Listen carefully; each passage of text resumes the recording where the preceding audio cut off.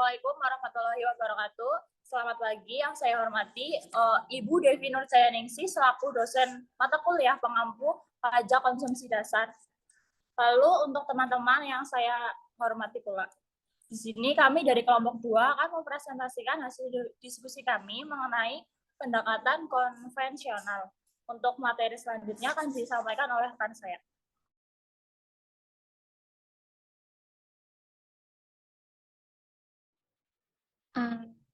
Yang pertama ada kenaikan PPN dengan mengacu pada manfaatnya.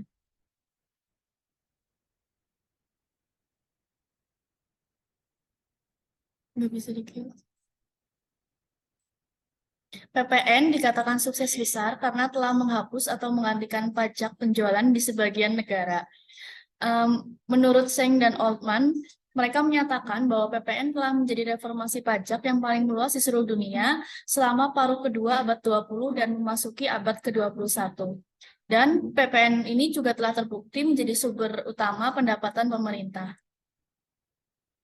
Selanjutnya, Alan Tate menggunakan metafora untuk menangkap pengaruh PPN.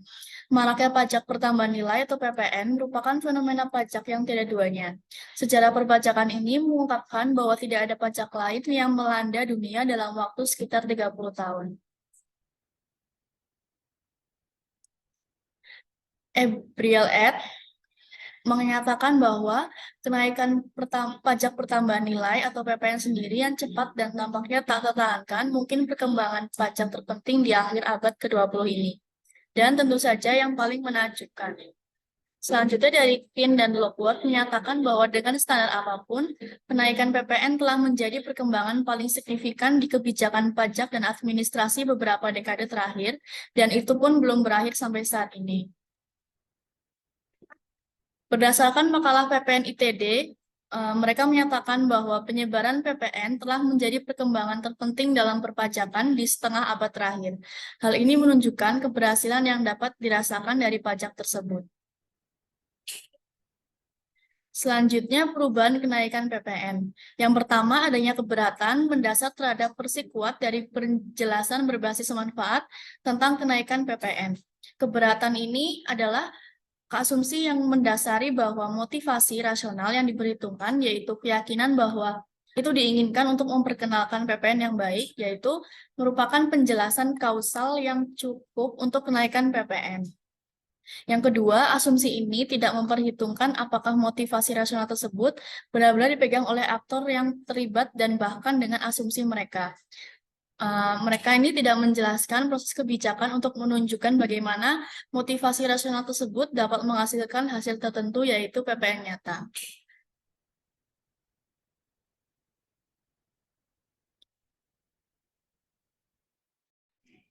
Selanjutnya ada alasan evolusi PPN.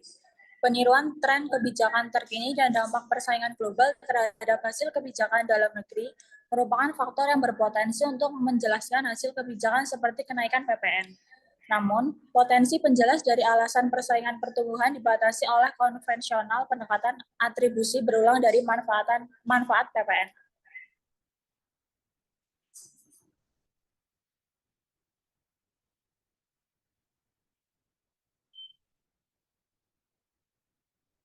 Selanjutnya ada kepatuhan sebagai pedoman untuk promosi PPN oleh pelaku transnasional. Yang pertama ada organisasi antar pemerintah IMF. Menyatakan bahwa PPN dilihat sebagai instrumen penting untuk mengamankan kestabilan dan pertumbuhan makroekonomi dengan menempatkan pergerakan keuangan domestik pada dasar yang lebih baik. Bank Dunia juga mempertegas bahwa dalam memperlebar basis dilakukan dengan merekomendasikan PPN kepada konsensus yang profesional. OECD juga mengakui bahwa kapasitas dari PPN untuk meningkatkan pendapatan telah menunjukkan sikap kenetralan dan transparan.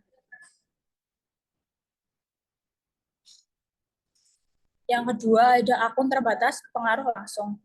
Alasan utama penyebaran cepat dan keberhasilan PPN ada dua. Yang pertama ada adopsi awal PPN di UE dan persepsi keberhasilan UE dan PPN-nya. Yang kedua ada peran kunci yang dimainkan oleh IMF dalam menyebarkan berita ke negara-negara berkembang. Yang ketiga ada gagal memperhitungkan pengaruh tidak langsung.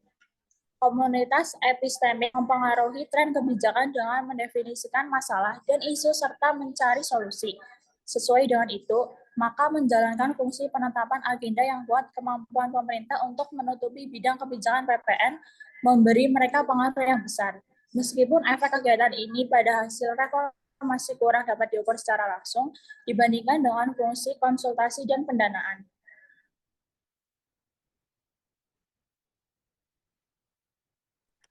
Berikutnya yaitu aktor yang sering diabaikan dengan pendekatan konvensional. Penasihat dan konsultan. Penasihat dan konsultan memiliki peran penting dalam menganalisis dan melakukan penyuluhan atau promosi kepada masyarakat. Burin dan Kupazin mengidentifikasi kunci dari peran para pakar dalam membentuk PPN adalah saran praktik PPN dari para ahli yang diberikan kepada negara-negara lain, meniru praktik yang telah dikembangkan di negara mereka sendiri. Kemudian yaitu organisasi bisnis. Organisasi bisnis sendiri mendorong adanya konvergensi dan menjadikan reformasi PPN sejalan dengan PPN yang baik dalam memfasilitasikan lingkungan perdagangan yang ramah bisnis. Publikasi KPMG menjelaskan mengenai pendekatan konvensional terhadap manfaat PPN yang baik dalam mengidentifikasi 3 faktor di balik kenaikan. Kemudian yaitu Badan Bantuan dan Pembangunan. Pendekatan konvensional tentang peran organisasi bantuan dan pembangunan dalam mempromosikan dan memfasilitasi reformasi PPN. Misalnya mengaitkan kenaikan awal PPN di Amerika Latin selama tahun 1960-an dan 1970-an dengan keunggulan Brazil. Peran Badan Bantuan dan Pembangunan Pemfasilitasan Reformasi PPN adalah dengan cara memberikan dana dan bantuan teknis pada berbagai negara berkembang dan ekonomi ekstraktif. Kemudian yaitu pengabaian konteks domestik. Yang terjadi yaitu penolakan yang sering terjadi dan secara intens terhadap pengenalan dan kenaikan PPN di negara-negara dunia membuktikan bahwa pentingnya konteks domestik dalam mempengaruhi hasil nyata PPN.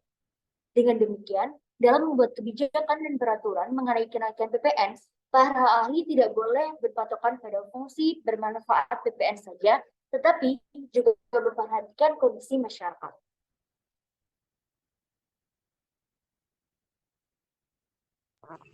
Sekian presentasi dari kelompok kami, kurang lebihnya kami mohon maaf. Wassalamualaikum warahmatullahi wabarakatuh.